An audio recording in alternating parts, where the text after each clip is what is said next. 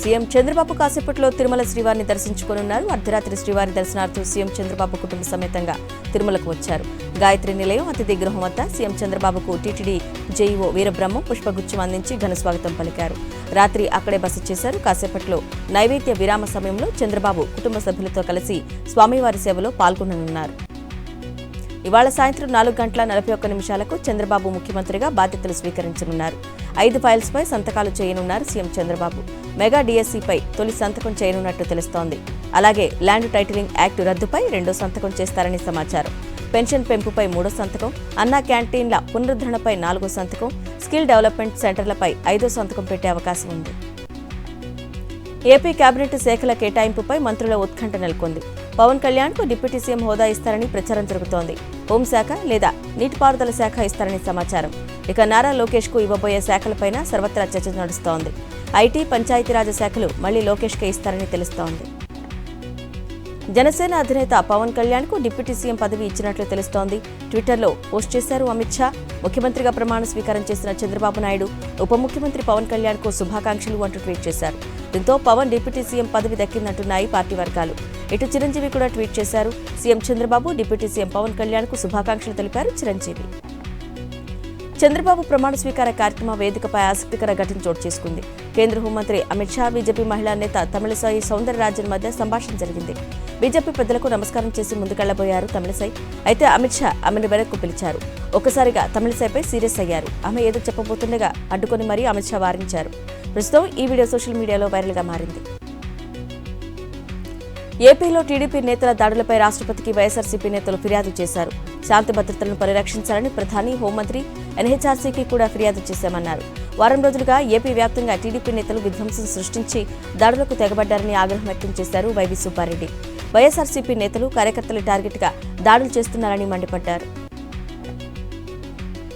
పార్లమెంటులో వైఎస్ఆర్సీపీ బలంగా ఉందన్నారు విజయసాయిరెడ్డి.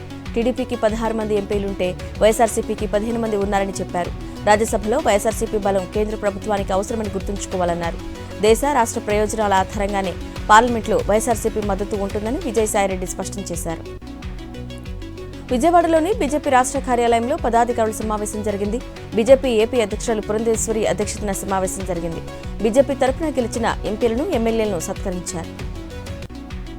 తిరుపతిలో టీడీపీ గూండాలు రెచ్చిపోయారు. తిరుపతి పట్టణాభివృద్ధిలో వైఎస్ఆర్ ఫోటోను, భవనానికి ఉన్న వైఎస్ఆర్ పేరును తొలగించారు.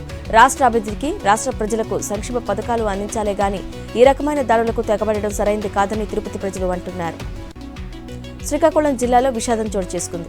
వైఎస్ఆర్సీపీ అధినేత వైఎస్ జగన్మోహన్ రెడ్డి సీఎం కాలేదన్న మనస్తాపంతో అక్కవరం గ్రామంలో ఓ వ్యక్తి ఆత్మహత్య చేసుకున్నాడు. ఇంట్లో ఎవరులేని సమయంలో ఉరివేసుకుని వంజంగి రాజన్న అనే వ్యక్తి ఆత్మహత్య చేసుకున్నాడు. విషయం తెలుసుకున్న ఎమ్మెల్సీ దువ్వాడ శ్రీనివాస్ మృతుడి కుటుంబాన్ని పరామర్శించి అండగా ఉంటానని హామీ ఇచ్చారు.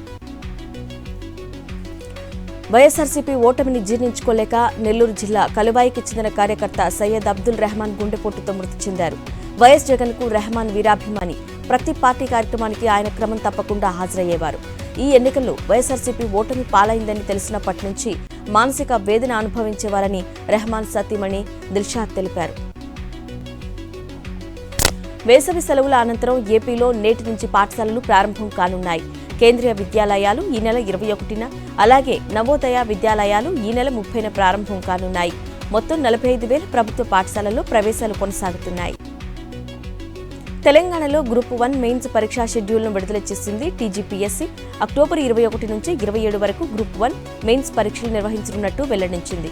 ఇంగ్లీష్, తెలుగు, ఉర్దూ భాషల్లో ప్రిస్క్రిప్షన్ విధానంలో ఈ పరీక్ష ఉంటుందని, అభ్యర్థులు తాము ఎంపిక చేసుకున్న భాషలోనే పరీక్ష రాసే వీలు కల్పిస్తున్నట్లు తెలిపింది. పరీక్ష వివరాలతో టైం టేబుల్ను విడుదల చేసింది. భవిష్యత్ అంతా ప్రభుత్వ పాఠశాలలో చదివిన విద్యార్థులదేనని డిప్యూటీ సీఎం భట్టి విక్రమార్క అన్నారు. ఖమ్మంలోని గట్టయ్య సెంటర్ ఎన్ఎస్పీ ప్రభుత్వ పాఠశాలలో బడిబాట కార్యక్రమాన్ని మంత్రి తుమ్మలతో కలిసి భట్టి ప్రారంభించారు. నేటి పిల్లలే రేపటి భవిష్యత్ అని భట్టి వెల్లడించారు. పిల్లల భవిష్యత్తు బాగుంటే దేశం బాగుంటుందన్నారు. ప్రభుత్వ పాఠశాలలు బాగుంటేనే అది సాధ్యమవుతుందన్నారు. వర్షాకాలం ప్రారంభమవడంతో తీసుకోవాల్సిన జాగ్రత్తలు, చర్యలపై జీహెచ్ఎంసీ కార్యాలయంలో సమీక్ష నిర్వహించారు.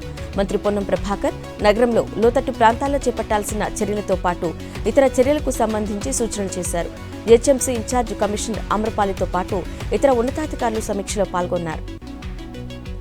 ఫోన్ ట్యాపింగ్ కేసు నిందితులకు నాంపల్లి కోర్టులో చిక్కెదురైంది. ఏఎస్పీలు భుజంగరావు, తిరుపతన్న బెయిల్ పిటిషన్లను నాంపల్లి కోర్టు కొట్టేసింది. ఇప్పటికే ఈ కేసులో ఛార్జిషీట్ దాఖలు చేసింది విచారణ బృందం. ప్రస్తుతం భుజంగరావు, తిరుపతన్న చంచలగూడ జైల్లో ఉన్నారు.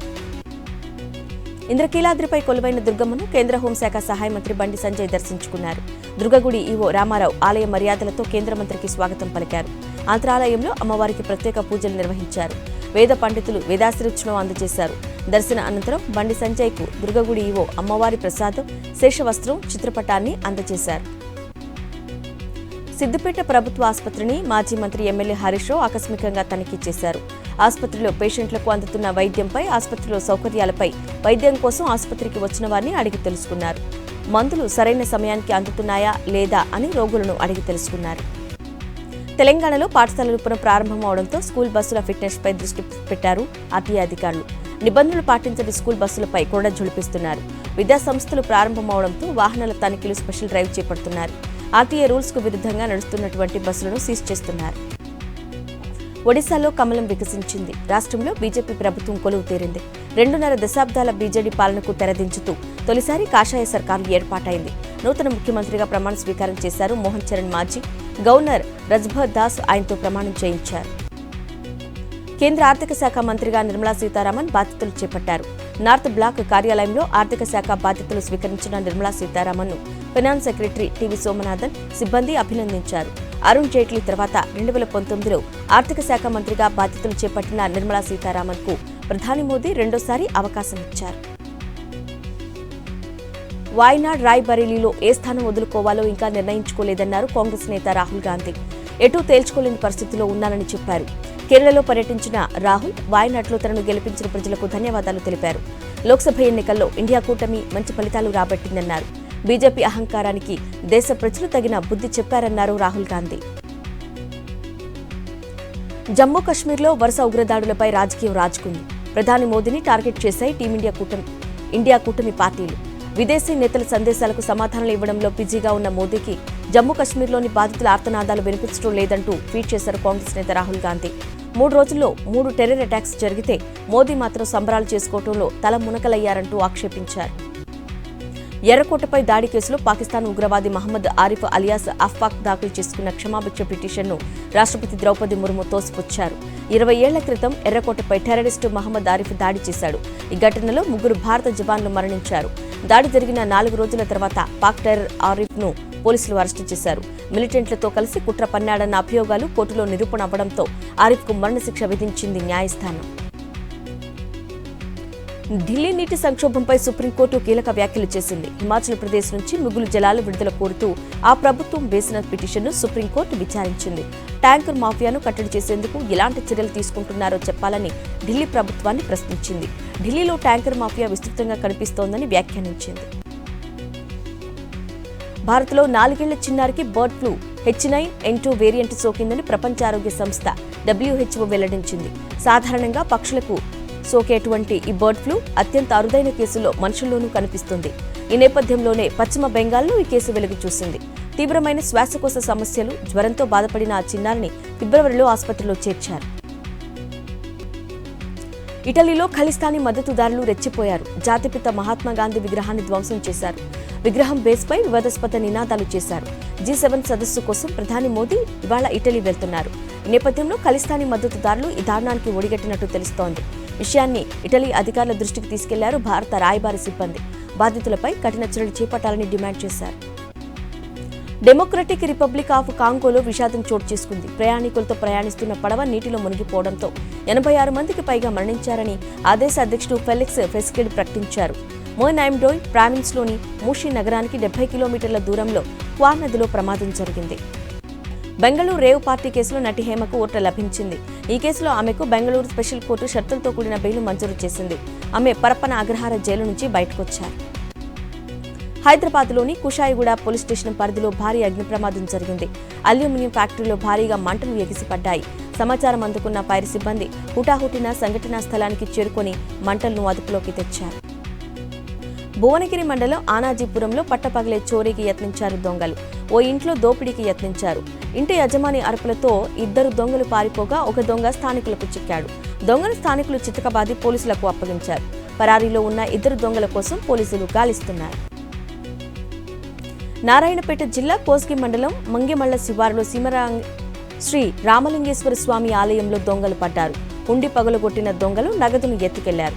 గ్రామస్తుల ఫిర్యాదుతో పోలీసులు కేసు నమోదు చేసి దర్యాప్తు చేస్తున్నారు. మంచిర్యాల జిల్లా చెన్నూరు పట్టణంలోని పలు హోటల్స్, రెస్టారెంట్లపై మున్సిపల్ అధికారులు దాడులు నిర్వహించారు. కుళ్లిన కూరగాయలు, కాలం చెల్లిన ఆహార పదార్థాలు, ఫుడ్ కలర్స్ ను అధికారులు సీజ్ చేశారు. పరిసరాలు అపరిశుభ్రంగా ఉన్నందున సరైన నాణ్యత పాటించకపోవడంతో 2 హోటల్స్ కు భారీ జరిమానా విధించారు. నల్గొండ జిల్లా మిర్యాలగూడ, దామరచెర్ల ప్రాంతాల్లో భారీ వర్షం కురిసింది. గంటపాటు ఎడతెరిపి లేకుండా కురిసిన వర్షంతో దామరచెర్లలో ఇళ్లలోకి వర్షపు నీరు చేరింది. పలుచోట్ల లోతట్టు ప్రాంతాలు జలమయమయ్యాయి. వర్షపు నీరు ఇళ్లలోకి చేరడంపై స్థానికులు అసహనం వ్యక్తం చేస్తున్నారు. అధికారులు సరైన చర్యలు తీసుకోకపోతే తాము తీవ్ర ఇబ్బందులు పడాల్సి వస్తుందని ఆవేదన వ్యక్తం చేశారు. నైరుతి రుతుపవనాల ప్రభావంతో ఏపీలో 5 రోజుల పాటు పిడుగులో వర్షం కురిసే అవకాశం ఉందని ఐఎండీ పేర్కొంది. కోస్తా, రాయలసీమ జిల్లాల్లో రేపు మోస్తరు వర్షం నుంచి భారీ వర్షాలు కురవనున్నాయి. ఇక శుక్రవారం రోజున వానలు, ఉరుములు, మెరుపులతో పిడుగులు కూడా సంభవిస్తాయని అధికారులు తెలిపారు. మెగా ఫ్యాన్స్ అల్లు అర్జున్ మధ్య సోషల్ మీడియా వేదికగా ఎప్పటి నుంచో వార్ నడుస్తోంది. తాజాగా మెగా మేనలుడు సాయి ధరమ్ తేజ్ అల్లు అర్జున్తో పాటు ఆయన భార్య అల్లు స్నేహారెడ్డిని సోషల్ మీడియాలో అన్ఫాలో చేశారు. ఆయన ఎక్స్, ఇన్స్టాగ్రామ్ అకౌంట్లలో వారిద్దరిని అన్ఫాలో చేసినట్టు వెల్లడైంది. ప్రస్తుతానికి అల్లు కుటుంబం నుంచి కేవలం అల్లు శిరీష్ని మాత్రమే సాయి ధరమ్ తేజ్ ఫాలో అవుతున్నాడు. T20 క్రికెట్ సంచలనం సూర్యకుమార్ యాదవ్ మరోసారి అగ్రస్థానం నిలబెట్టుకున్నారు. తాజాగా ఐసీసీ ప్రకటించిన బ్యాటింగ్ ర్యాంకింగ్స్లో మిస్టర్ 360 సూర్య నంబర్ 1గా ఉన్నారు. T20లో మెరుపు బ్యాటింగ్కు కిరాపైన భారత కుర్రాళ్లు యశస్వి జైస్వాల్ టాప్ 10లో చోటు దక్కించుకున్నారు. ఐపీఎల్ 17వ సీజన్లో ఉతికేసిన యశస్వి 700 పాయింట్లతో 6వ స్థానం సంపాదించారు. T20 వరల్డ్ కప్లో భారత్ జైత్రయాత్ర కొనసాగుతోంది. యుఎస్తో జరిగిన మ్యాచ్లో 7 వికెట్ల తేడాతో గెలుపొందింది. అర్షదీప్ సింగ్ 4 వికెట్లతో సత్తా చాటగా సూర్యకుమార్ యాదవ్ 50 పరుగులు చేసి గెలుపులో కీలక పాత్ర పోషించాడు. ఇక తాజా విజయంతో భారత్ సూపర్ 8కు అర్హత సాధించింది.